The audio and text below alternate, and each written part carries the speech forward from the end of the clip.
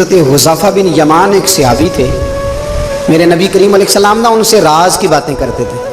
ہر بندے کا ہاضمہ ٹھیک نہیں ہوتا، سب سے راز کی بات نہیں کرنی چاہیے۔ حضرت حذیفہ بن یمان کہتے ہیں حضور راز کی باتیں بتاتے ہیں۔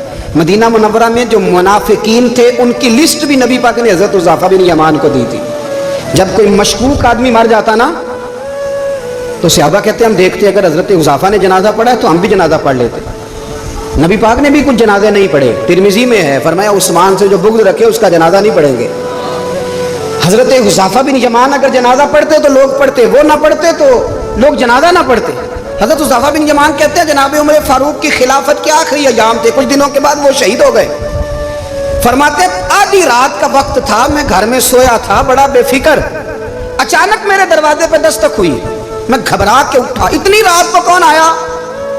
کہتے قربان جاؤں، دروازے پہ گیا تو امیر المومنین فاروق اعظم دروازے پہ۔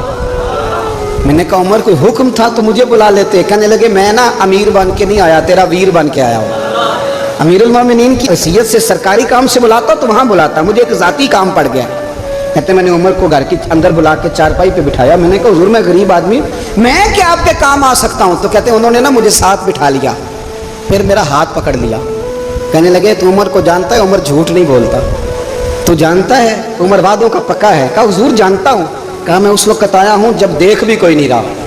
حضرت حذیفہ بن یمان کہتے ہیں پریشان ہو گیا، حضور پہلیاں نہ بجھوائے، مہربانی کر بتائیں کدھر آئے ہیں؟ تو حضرت عمر فاروق فرمانے لگے 62 سال کا ہو گیا ہوں، 63واں چل رہا ہے، داڑھی سفید ہو گئی ہے، پھل پک گیا، اٹھ فریدہ ستیا، داڑھی آ گئی پور، اگا نیڑے آ گئی، پیچھا رہ گئی دور، اب قبر حشر کا معاملہ صاف نظر آنے لگا ہے۔ کہا حضور مجھ سے کیا چاہتے ہیں؟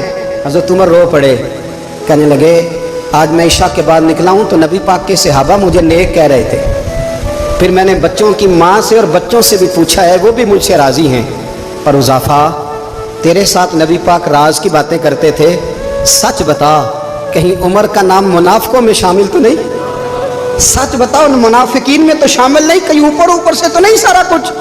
حضرت حذیفہ بن یمان کہتے ہیں میں باپ کے مرنے پہ اتنا نہیں رویا جتنا عمر کے سوال پہ رویا۔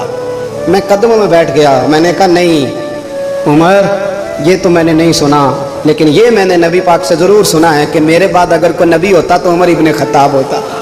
یہ میں نے اپنے کانوں سے سنا ہے کہ عمر جس گلی سے گزرے شیطان راستہ بدل جاتا ہے۔